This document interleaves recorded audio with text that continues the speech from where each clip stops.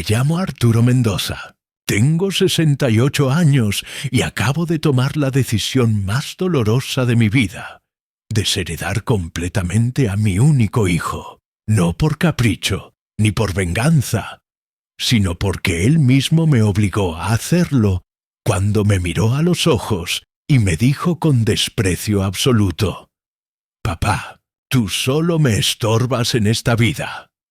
Esas 5 palabras destruyeron 25 años de sacrificio, de trabajo incansable, de amor silencioso.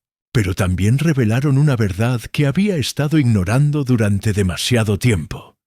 Mi hijo Rodrigo no me veía como su padre, sino como un obstáculo entre él y los más de 8 millones de dólares que yo había acumulado en secreto.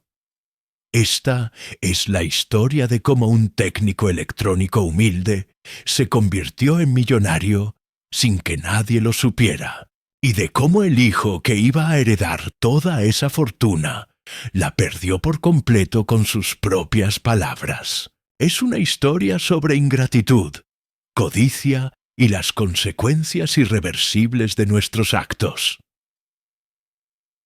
Para entender cómo llegamos hasta aquí, debo llevarte 23 años atrás. Yo tenía 45 años cuando mi mundo se derrumbó. Elena, mi esposa y el amor de mi vida, murió en un accidente de tránsito. Quedé solo con Rodrigo, quien apenas tenía 20 años y cursaba su segundo año de universidad. Elena había sido el corazón de nuestra familia. Era quien mediaba en nuestros conflictos, quien mantenía viva la comunicación, quien nos unía. Sin ella, Rodrigo y yo nos convertimos en 2 desconocidos compartiendo el mismo techo, unidos únicamente por el vacío que su ausencia había dejado. En aquel entonces, yo trabajaba como técnico electrónico en una empresa de telecomunicaciones. Mi salario era modesto, pero estable, apenas suficiente para mantener la casa y pagar la costosa universidad privada donde Rodrigo estudiaba ingeniería. No había dinero para extras, para diversión, para los lujos que un joven universitario desea. Recuerdo las quejas constantes de Rodrigo. «Papá, mis compañeros van a restaurantes, viajan los fines de semana, tienen ropa de marca. Yo no puedo hacer nada porque no tenemos recursos».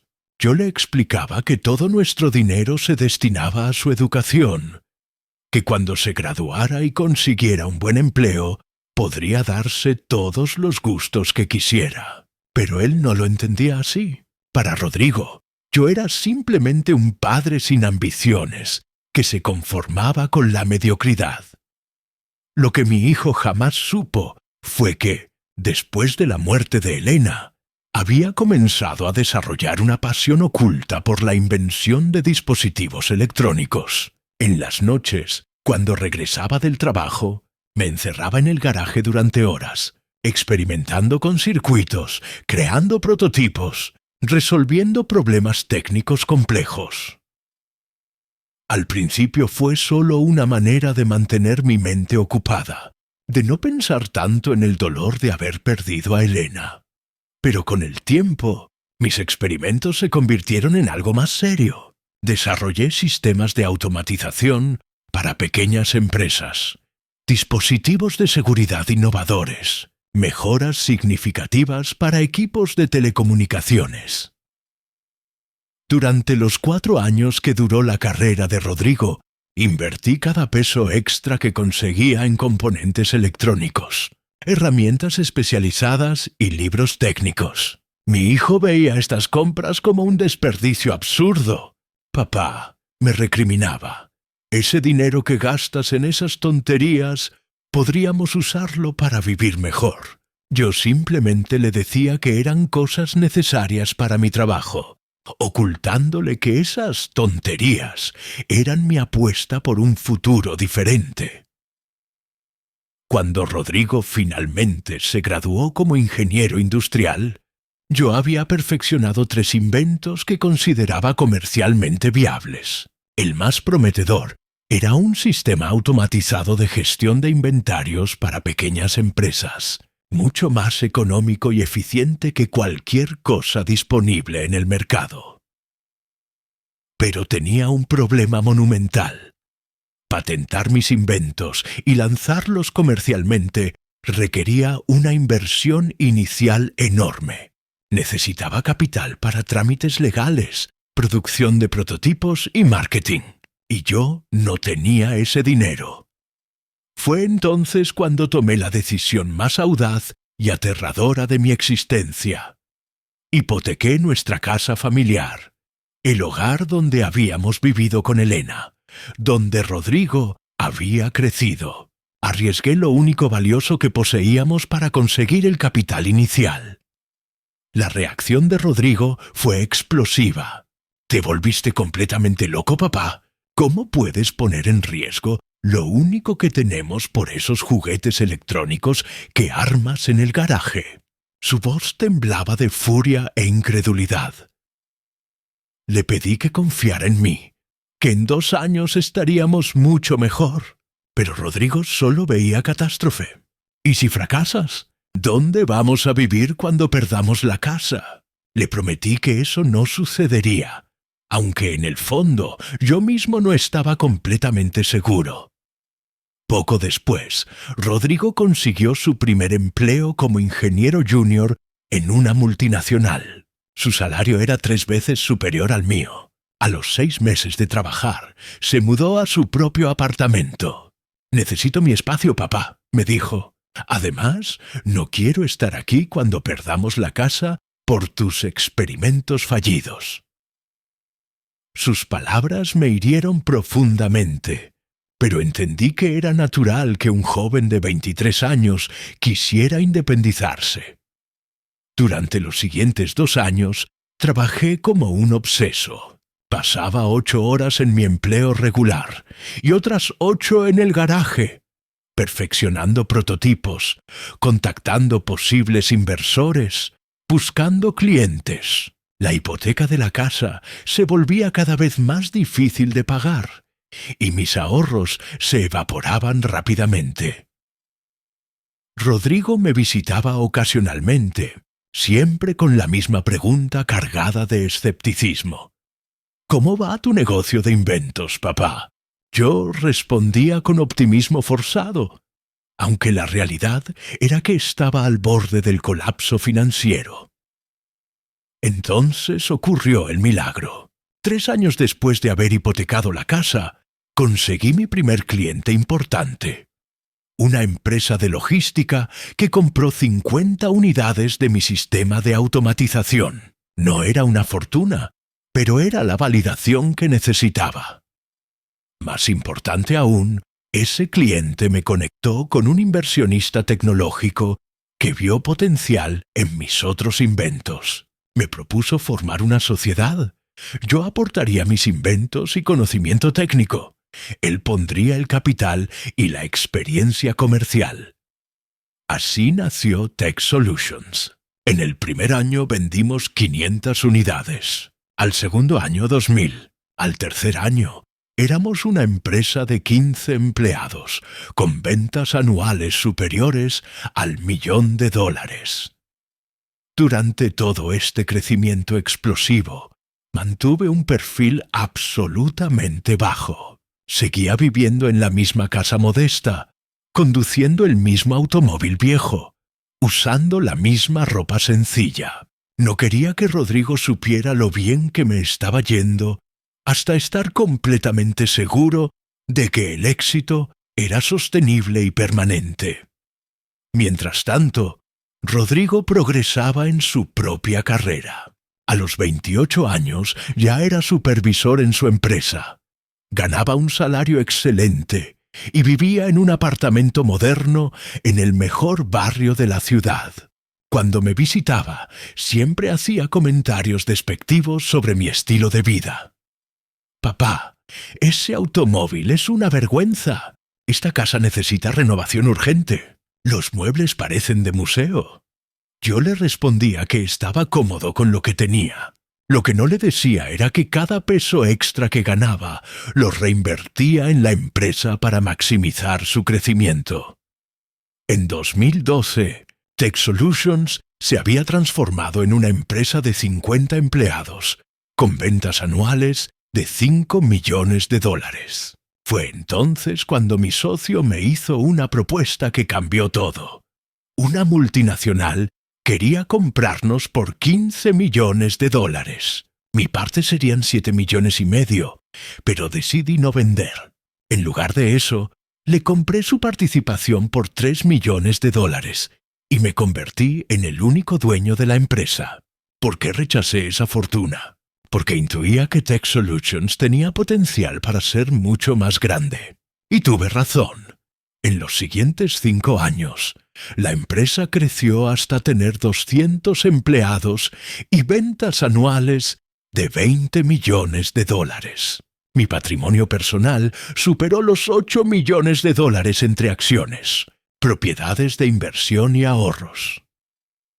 Durante todos estos años de éxito empresarial, mi relación con Rodrigo se volvió cada vez más distante y superficial. Él estaba absorto en su carrera y su vida social. Sus visitas se espaciaban y nuestras conversaciones carecían de profundidad real. En 2015, Rodrigo conoció a Carla, una arquitecta de familia acomodada. Se casaron al año siguiente en una boda lujosa pagada completamente por los padres de ella. Durante la celebración, me sentaron en una mesa lateral con parientes lejanos. Rodrigo me presentó a los invitados simplemente como mi padre, que es técnico electrónico, como si esa fuera toda mi identidad. Los padres de Carla, dueños de una cadena de farmacias, me trataron con cortesía fría y distante. Era obvio que me veían como el padre obrero de clase social inferior. Después de la boda, Rodrigo y Carla se mudaron juntos a un apartamento más grande. Carla dejó su trabajo para dedicarse a decorar la casa, planear viajes y organizar eventos sociales. Vivían un estilo de vida que requería 2 sueldos completos para sostenerse. Las visitas de Rodrigo se redujeron aún más. Ya no venía solo, siempre traía a Carla. Las conversaciones giraban exclusivamente alrededor de sus planes, sus compras, sus ambiciones. Yo era apenas un oyente silencioso en mi propia casa. En 2017, Tech Solutions alcanzó su punto máximo de éxito. La empresa valía más de $30 millones y yo había acumulado una fortuna personal superior a los 8 millones. Fue entonces cuando decidí hacer el regalo más generoso de mi vida. Rodrigo y Carla llevaban meses hablando sobre comprar una casa, pero no conseguían financiamiento para las propiedades que les gustaban. Sin consultarlo con nadie, compré una mansión espectacular en el barrio residencial más exclusivo de la ciudad. Una propiedad de 400 metros cuadrados con jardín, piscina y garaje para 3 vehículos. El día que le entregué las escrituras a Rodrigo fue uno de los más felices de mi vida. «Rodrigo», le dije con emoción, «esta casa es tuya, es mi regalo». Mi hijo quedó paralizado de asombro.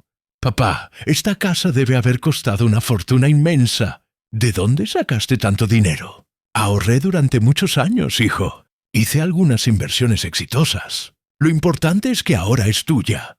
No mentí exactamente, pero tampoco le revelé que esa casa representaba menos del 10% de mi patrimonio total. Rodrigo y Carla se mudaron inmediatamente a su nueva mansión. Era una propiedad espectacular con todos los lujos imaginables. Carla estaba extasiada, decorando cada ambiente, exhibiendo la casa a todas sus amistades, organizando cenas y reuniones sociales constantes.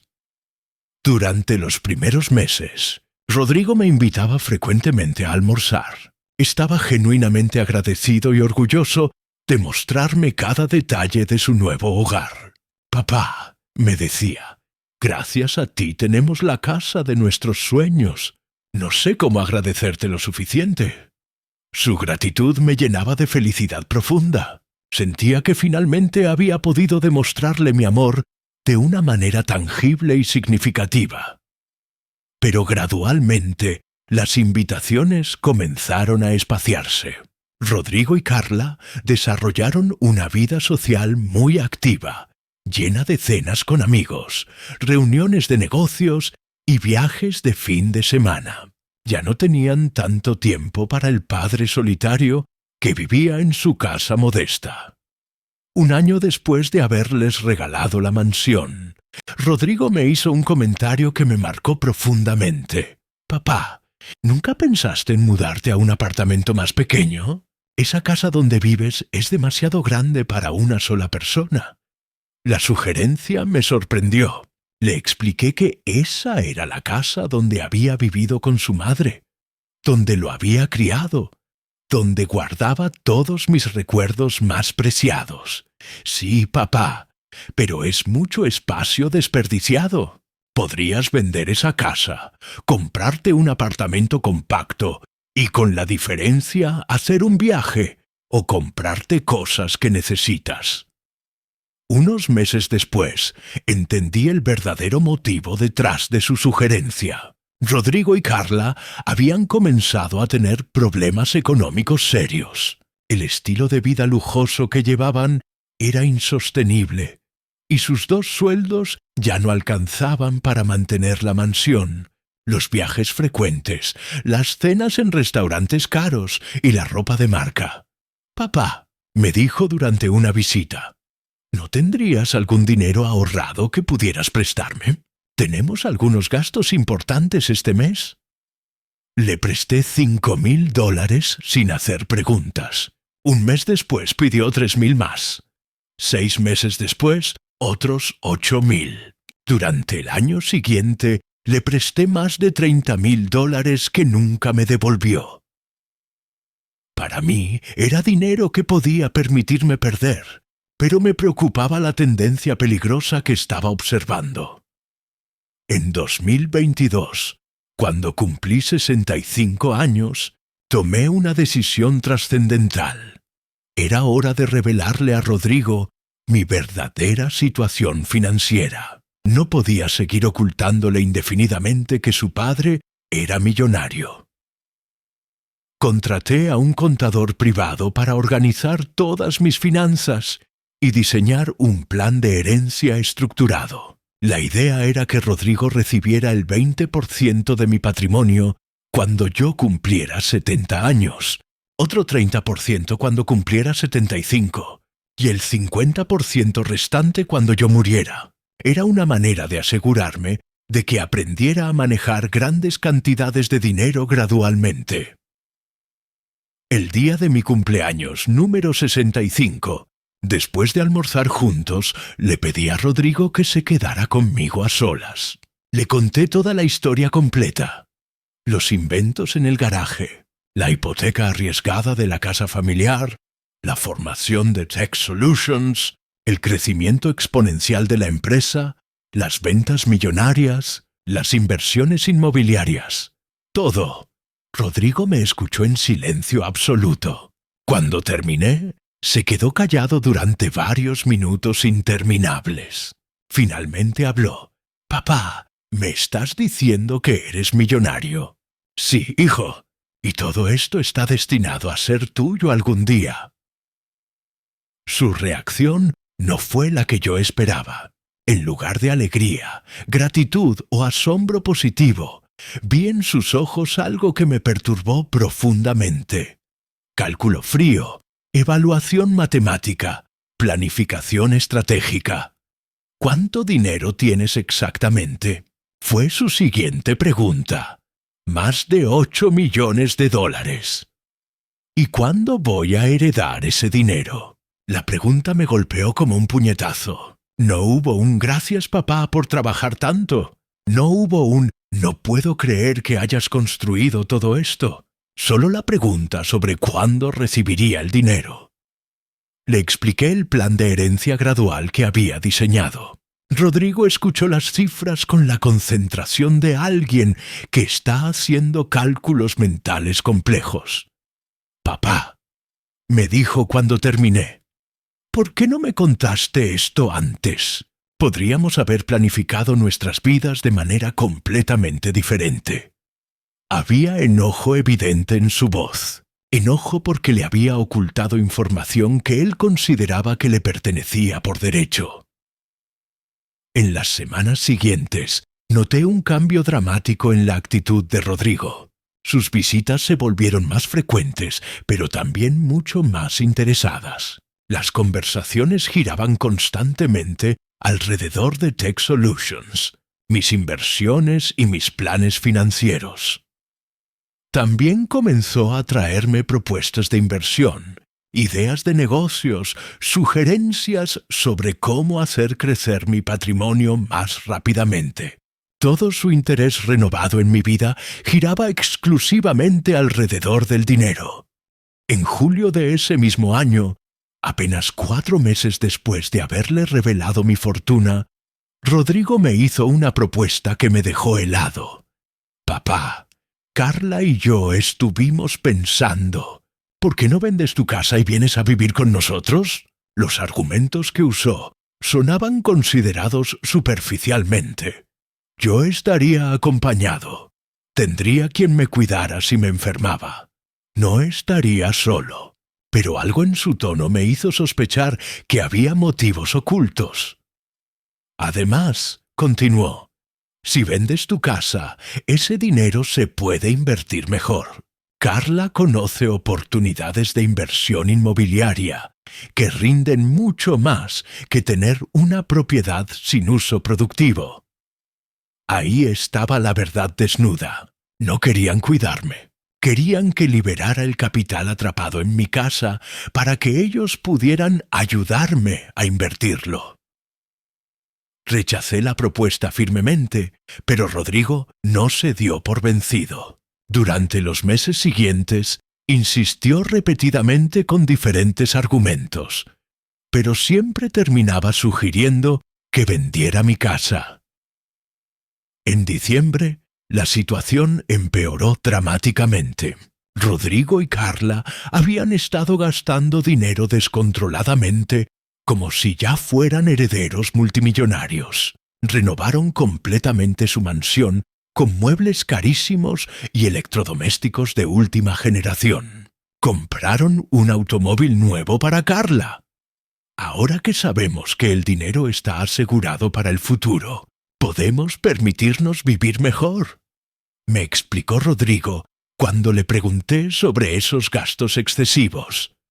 Pero ese dinero no era suyo todavía, seguía siendo mío, y estaban gastando basándose en una herencia futura que podría o no materializarse según las circunstancias de mi vida. En febrero del año siguiente, Rodrigo y Carla habían acumulado deudas superiores a los $80,000. Vinieron a pedirme un préstamo de $50,000 para consolidar sus deudas. «Es solo temporal, papá. Cuando reciba mi primera parte de la herencia, te devuelvo todo con intereses». Me negué. No iba a rescatarlos de las consecuencias de sus propias decisiones irresponsables. Si había aprendido algo en mi vida, era que las personas no cambian hasta que enfrentan las consecuencias reales de sus acciones. La relación entre nosotros se deterioró rápidamente. Rodrigo estaba resentido porque no lo ayudaba económicamente como él esperaba. Yo estaba decepcionado porque había descubierto que mi hijo me veía principalmente como una fuente de dinero. En marzo, tomé una medida drástica. Cambié mi testamento. En lugar de dejárselo todo a Rodrigo, dividí mi herencia.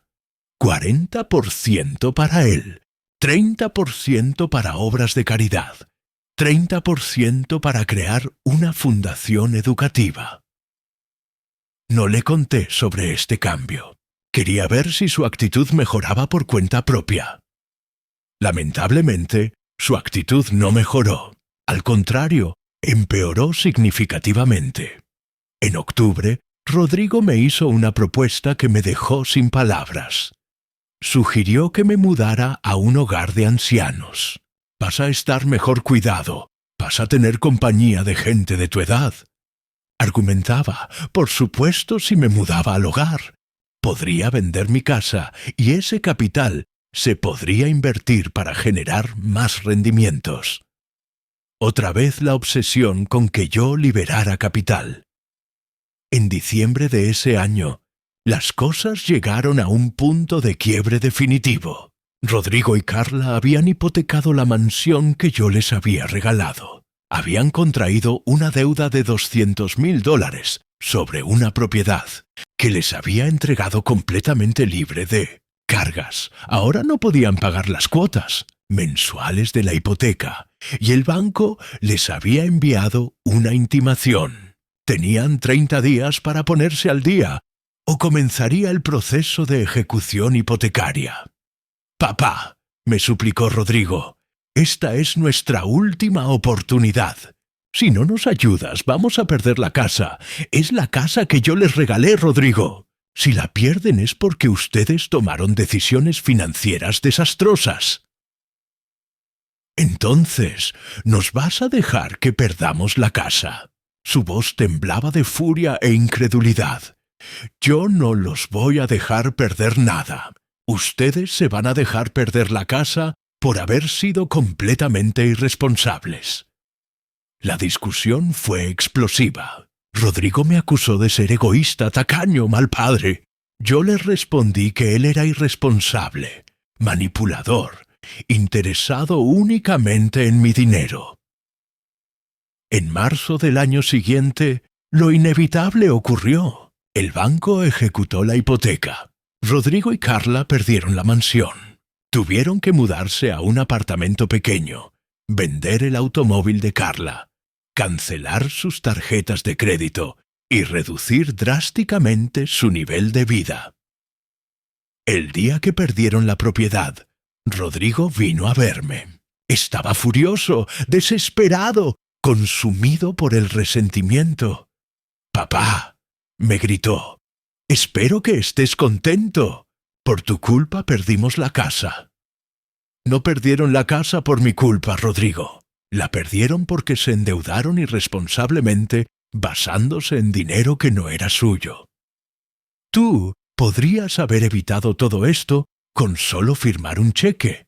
Sí, podría haber evitado las consecuencias de sus decisiones, pero eso no los habría ayudado a aprender a tomar mejores decisiones en el futuro». «Aprender, papá. Lo único que aprendí es que tengo un padre que prefiere ver sufrir a su hijo antes que ayudarlo». La discusión se extendió durante 2 horas intensas. Fue la confrontación más brutal que habíamos tenido jamás. Rodrigo me acusó de ser egoísta, tacaño, insensible. Yo le respondí que él era irresponsable y que solo me valoraba por mi dinero. Al final de esa discusión interminable, Rodrigo me dijo algo que nunca olvidaré mientras viva. «Papá, tú solo me estorbas». Las palabras quedaron suspendidas en el aire como una sentencia definitiva. Estorba tu dinero que no quieres compartir. Estorba tu moralina sobre responsabilidad. Estorba tu presencia en mi vida. Si no vas a ayudarme, mejor aléjate de mí para siempre. Sus palabras me atravesaron como cuchillos. Después de 25 años tratando de ser el mejor padre posible, después de haberle regalado una mansión, después de haberle prestado decenas de miles de dólares, después de haber trabajado décadas para asegurar su futuro económico, mi hijo me decía que yo solo le estorbaba. «Si te estorbo tanto, Rodrigo, ¿qué quieres que haga? Quiero que te alejes de mi vida. Quiero que me dejes en paz. Quiero que pares de juzgar mis decisiones. Quiero que me des el dinero que me corresponde y después desaparezcas. Ese dinero no te corresponde hasta que yo muera, Rodrigo». «Bueno, entonces esperemos que sea pronto. Mi propio hijo había expresado el deseo de que yo muriera pronto para poder heredar mi dinero. No había manera de malinterpretar esas palabras escalofriantes. Creo que es mejor que te vayas ahora y que no vuelvas hasta que puedas hablar con respeto sobre tu padre, le dije con una calma que no sabía que poseía. Perfecto, papá. Me voy y no vuelvo nunca más. Rodrigo se fue de mi casa ese día y cumplió su promesa. Han pasado 2 semanas y no he sabido absolutamente nada de él. Durante estos días de silencio absoluto, he tenido mucho tiempo para reflexionar sobre todo lo ocurrido. ¿En qué momento mi hijo dejó de verme como su padre y comenzó a verme solo como una fuente de dinero? ¿En qué momento el amor filial se transformó en interés económico puro? También he tenido tiempo para tomar decisiones importantes sobre mi futuro. Si Rodrigo considera que solo le estorbo, entonces es hora de actuar en consecuencia. Es hora de demostrarle lo que significa realmente perder mi estorbo. Ayer llamé a mi abogado y modifiqué completamente mi testamento. Rodrigo ya no hereda el 40% de mi patrimonio. Ahora hereda exactamente lo suficiente para pagar un año de alquiler de un apartamento modesto. Los otros $8.250.000 van íntegramente a obras de caridad y a una fundación educativa que llevará mi nombre. También llamé al gerente de Tech Solutions y le comuniqué mi decisión de vender la empresa. Hay varios compradores interesados y las negociaciones comenzarán la próxima semana. Con lo que reciba de la venta, crearé una fundación que ayudará a jóvenes de recursos limitados a estudiar carreras técnicas. ¿Por qué vendo Tech Solutions? Porque no quiero que cuando yo muera, Rodrigo intente reclamar la empresa como parte de su herencia. Quiero que todo esté liquidado, todo esté donado, todo esté completamente fuera de su alcance antes de mi muerte. También tomé otra decisión importante. Me voy a mudar de esta ciudad. Voy a comprar una casa en la costa, lejos de aquí, donde Rodrigo no pueda encontrarme si algún día cambia de opinión y decide buscarme. Pero antes de irme, hay una última cosa que debo hacer. Voy a enviarle a Rodrigo una carta explicándole todas las decisiones que tomé después de nuestra última conversación. Quiero que sepa exactamente cuánto dinero perdió por haberme dicho que solo le estorbo. En esa carta le explicaré que el estorbo que quería eliminar de su vida era su única oportunidad real de ser millonario. Le explicaré que los $8 millones que iba a heredar ahora irán a jóvenes que sí valoran las oportunidades que reciben. También le explicaré que el padre al que consideraba un estorbo había trabajado durante 25 años para asegurar su futuro económico, sacrificando comodidades, lujos y viajes para reinvertir cada peso en hacer crecer su herencia. A quienes me han escuchado hasta aquí, a quienes me han acompañado en esta historia dolorosa de un padre traicionado por su propio hijo, quiero compartirles algo fundamental. Si alguien te dice que solo estorbas, aunque sea tu propio hijo, créele y actúa en consecuencia. Durante años intenté justificar la actitud de Rodrigo hacia mí. Me convencí de que era inmadurez temporal, que cambiaría con el tiempo, que en el fondo me quería aunque no lo demostrara. Pero cuando alguien te dice explícitamente que solo estorbas, no hay manera de malinterpretarlo. Rodrigo quería mi dinero sin mi presencia. Quería los beneficios de ser mi hijo sin las responsabilidades de tratarme como su padre. Quería la herencia sin el heredante. Ahora va a tener su deseo cumplido. Ya no tendrá que lidiar conmigo. Pero también se quedará sin los $8 millones que iba a heredar. Porque resulta que el estorbo que quería eliminar de su vida venía acompañado de la fortuna más grande que jamás verá en su existencia. Durante años me pregunté si había sido buen padre para Rodrigo. Ahora comprendo que fui demasiado buen padre. Le di demasiado, lo protegí excesivamente, lo ayudé demasiado. Le enseñé que podía faltarme el respeto sin consecuencias, que podía tratarme mal porque yo siempre estaría ahí para sostenerlo. Las lecciones más importantes de la vida se aprenden cuando es demasiado tarde para cambiar las cosas. Rodrigo aprenderá que los padres no son estorbos cuando ya no tenga padre. Aprenderá que el dinero no se hereda automáticamente cuando ya no haya herencia que recibir. ¿Estoy siendo demasiado duro con mi hijo? Tal vez, pero durante 25 años él fue extremadamente duro conmigo. Durante años me trató como su banco personal, su plan de jubilación, su garantía económica. Durante años me hizo sentir que mi valor como padre dependía exclusivamente de cuánto dinero puedo. Gracias por ver este video y mantente atento a más videos. No olvides suscribirte, darle like y presionar la campanita.